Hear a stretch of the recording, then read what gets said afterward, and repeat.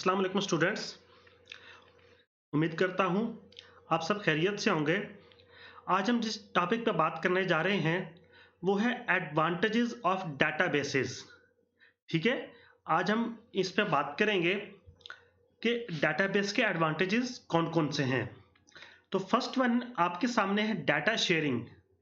ये आपको देखें, अब डाटा शेयरिंग क्या है कि जिस तरह डाटा एक सेंट्रलाइज्ड जगह पे स्टोर होगा तो वो डिफरेंट ऑर्गेनाइजेशन में अब एक अगर हम ऑर्गेनाइजेशन की एग्जांपल लें तो ऑर्गेनाइजेशन में जो एम्प्लॉयज हैं उनके दरमियान शेयर करना आसान हो जाएगा क्योंकि वो एक सेंट्रलाइज जगह पे स्टोर है। तो हर एम्प्लॉय, ठीक है, या स्कूल का जो स्टूडेंट है या स्कूल का जो टीचर है, अगर हम एक स्कूल का डेटाबेस बनाते हैं या एक हॉस्पिटल का डेटाबेस बनाते हैं, ठीक है, जो हॉस्पिटल का स्टाफ है तो उन सब के लिए वो एक्सेस करना भी आसान है और उन सब के दरमियान एट अ टाइम पे शेयर हो रहा है। ठीक है, तो ये आपके पास फर्स्ट आपके पास एडवांटेज डाटा शेयरिंग का है।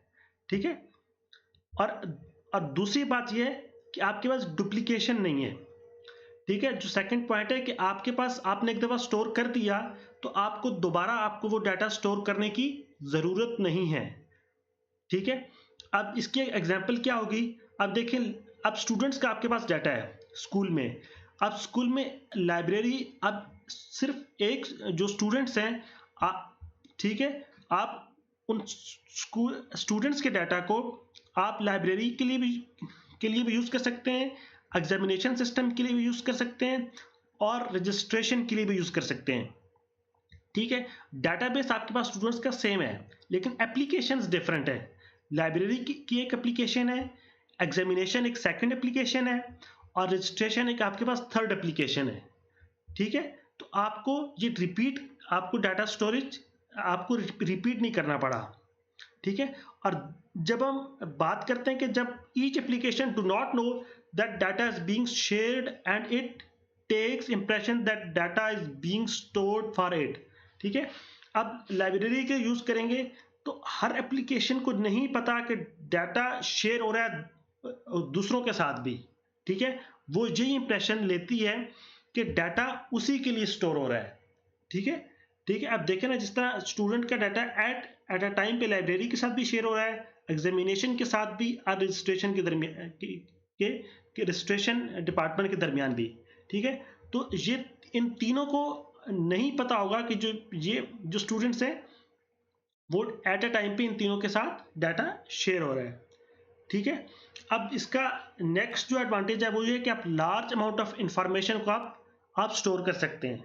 ठीक है, आप जितना मर्जी आप एक डाटाबेस बना सकते हैं, कंट्री लेवल पे, प्रोविंस लेवल पे। ठीक है, आपके पास एक large amount of information store हो सकती है। और नेक्स्ट आपके पास क्विक एक्सेस ऑफ इंफॉर्मेशन है, आप जल्दी एक्सट्रैक्ट कर सकते हैं इंफॉर्मेशन, रिट्रीव कर सकते हैं। ठीक है, और नेक्स्ट आपके पास एडवांटेज है कि इम्प्रूव्ड परफॉर्मेंस, कि मींस जब एक सेंट्रलाइज्ड डेटा है, सब चीज़ें एक ही जगह पे पड़ी हैं, तो आपके पास आपकी जो परफॉर्मेंस है वो भी इंक्रीज हो जाएगी। वो परफॉर्मेंस आपके पास एक ऑर्गेनाइजेशन की है, एक हॉस्पिटल की है, एक स्कूल लेवल की है या एक गवर्नमेंट की किसी डिपार्टमेंट की है, तो वो उन सब जब एक सेंट्रलाइज्ड डेटाबेस हो जाएगा तो वो आपके पास एक परफॉर्मेंस इंप्रूव हो जाएगी। ठीक है, और फिर आपके पास जब एक ऑनलाइन आपके पास डाटा अवेलेबल है, डाटाबेस है, तो आपके पास ऑनलाइन कम्युनिकेशन भी आपके पास इंक्रीज हो जाएगी। ठीक है, अच्छा, अब हम नेक्स्ट कुछ एडवांटेजेस पे देखते हैं। Data independence.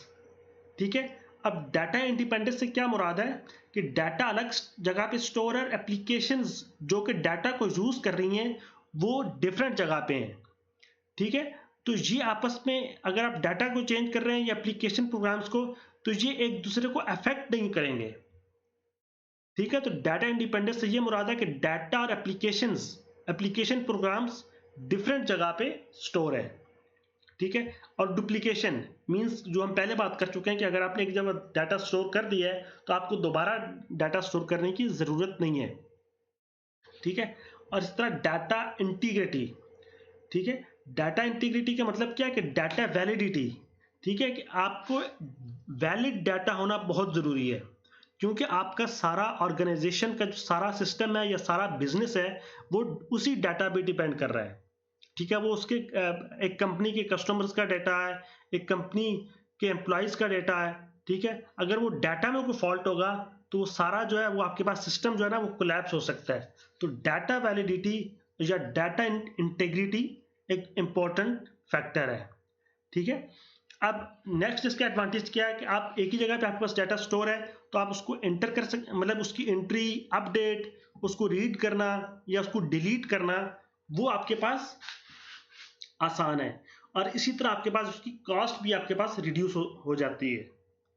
ठीक है, आज ठीक है, अब नेक्स्ट आपके पास है कि रिड्यूसिंग स्टोरेज स्पेस, कि आपका मीन्स पहले अगर आपका अब डाटाबेस एक डिजिटाइज फॉर्म है, कंप्यूटराइज्ड फॉर्म में आप डाटा स्टोर कर रहे हैं। ठीक है, और अगर आप डाटाबेस नहीं बनाएंगे, आप पेपर वर्क करेंगे, आप फाइल्स होंगी, आप कागज पे काम करेंगे, तो वो ज़्यादा स्पेस ऑक्यूपाई करेगा। ठीक है, तो जब आप कंप्यूटराइज्ड फॉर्म में या डिजिटाइज फॉर्म में जब आप डाटाबेस बना लेंगे तो आपके पास स्टोरेज स्पेस है वो रिड्यूस हो जाएगी। ठीक है, और जब आपके पास एक सेंट्रलाइज डाटा आ जाता है तो डिसीजन मेकिंग, ठीक है, उस डाटा की बेस पे आप अच्छा डिसीजन ले सकते हैं। मैं डिसीजन मेकिंग की इस तरह एग्जांपल देता हूं कि अगर सपोज गवर्नमेंट अब सब जो गरीब लोग हैं उन सब का एक डाटाबेस बना देती है कि इस प्रोविंस की बेस पे या इन सिटीज के बेस पे, या एक प्रोविंस है वो सिटीज वाइज पुअर जो गरीब लोग हैं उनका एक डाटाबेस बना देता है। ठीक है, या कोई ब्लाइंड लोग हैं या जो फिजिकली अनफिट लोग हैं उनका एक डाटाबेस बना देते हैं, अगर गवर्नमेंट बना देती है। ठीक है, या गवर्नमेंट का कोई डिपार्टमेंट बना देता है तो उन लोगों को फिर हमें एक्सेस करना आसान हो जाएगा। जो गरीब लोगों तक जब हमारे पास डाटाबेस होगा तो हमें उन तक पहुंचना आसान होगा। या जो हमारे भाई जो मींस जो फिजिकली अनफिट हैं, अगर उनका हमारे पास एक डाटाबेस हमारे पास एग्जिस्ट कर रहा होगा तो हम उनको आसानी से एक्सेस कर सकते हैं और उस बेस पे हम डिसीजन मेकिंग कर सकते हैं।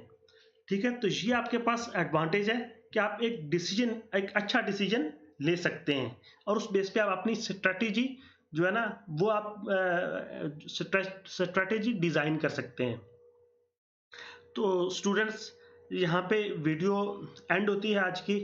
उम्मीद करता हूँ आपको एडवांटेजेस क्लियर होंगे और मज़ीद वीडियोस के लिए आप मेरे चैनल सब्सक्राइब करें और इस वीडियो के बारे में अगर कोई सजेशंस है या कमेंट्स हैं तो आप नीचे कमेंट में मुझे बता सकते हैं और इंशाल्लाह आपसे नेक्स्ट वीडियो में मुलाकात होती है। तब तक के लिए अल्लाह हाफिज़। हमारी दुआ है कि अल्लाह पाक हमें आसानियाँ तकसीम करने की तौफीक दे। थैंक यू, टेक केयर, अल्लाह हाफिज़।